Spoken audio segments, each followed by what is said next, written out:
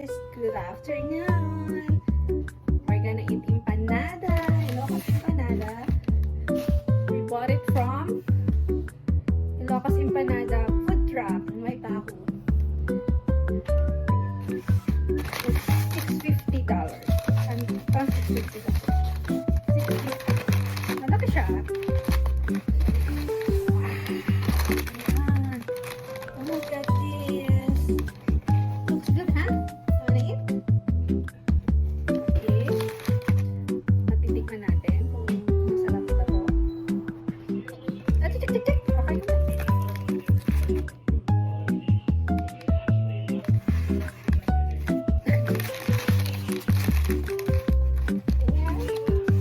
So, ngayong year lang ako natutong kumain nito. Kasi it's been fresh. This is my lunch now. Nag-taste na ako ng breakfast. Sausaw na ito sa kanan.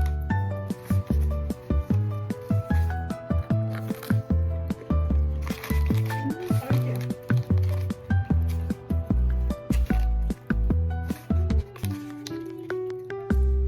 Ito ba yun? Sila lang yung usually gumagawa on the spot. Anong iba?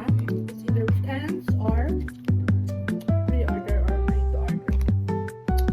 Actually, sold out na sila before kami umalis. Harap.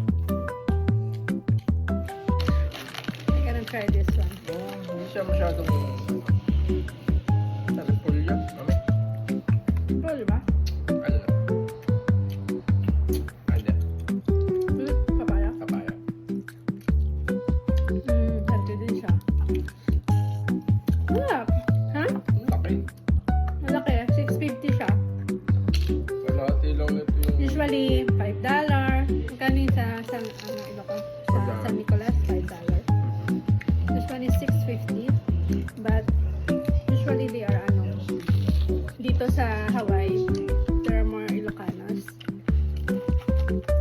So, they ordered a lot of this.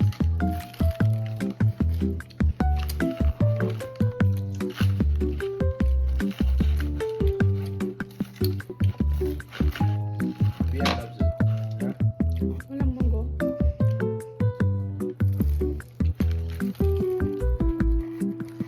Madami lang. Kaya hindi na rin. Hindi ko alam kung dinamihan niya. Kasi kilala ko yung owner. Pero, Paparas lang yun. ang daming laman.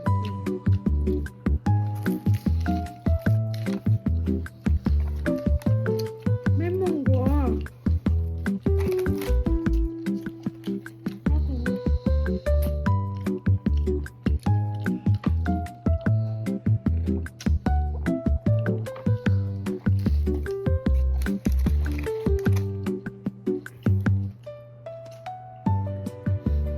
Biyan lang po.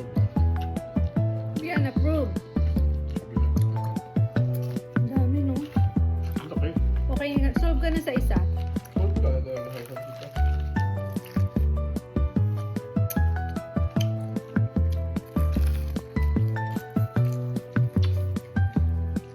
Like it, Nak? Yeah? You like it?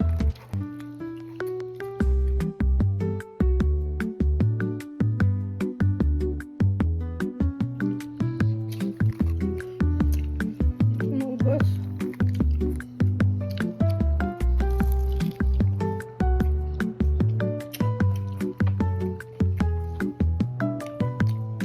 Parang maubusin. Sarap eh. Vian approve, Daddy approve. Masarap talaga yung... May natikman kasi ako na yung